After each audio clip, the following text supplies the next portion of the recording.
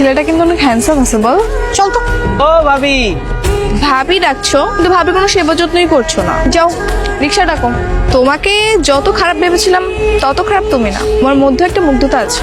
তুমি জানো আমি তোমার কি করতে পারি? মহল্লার সবাই আমার ভয় পায়। তুমি এমনি কথা বলতেছো কেন?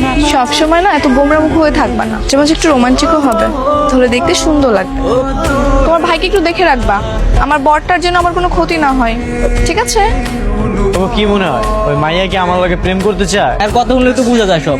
ওই মাইয়া তো এখন আমার প্রপোজ করলো না। সময় দেখছোস মায়েরা পোলা করে আগে প্রপোজ করছে। হালকা করে প্রপোজ করে দেবো।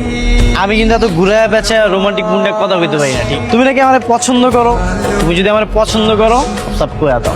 পছন্দ করি কিনা জানি না, তোমার কথাবার্তা অ্যাটিটিউড আমার কাছে আলাদা মনে হয়েছে। এই দিনকার পর থেকে না আমি তোমার অনেক ভালোবেসে ফেলেছি। I love you Sagarika. I love you two.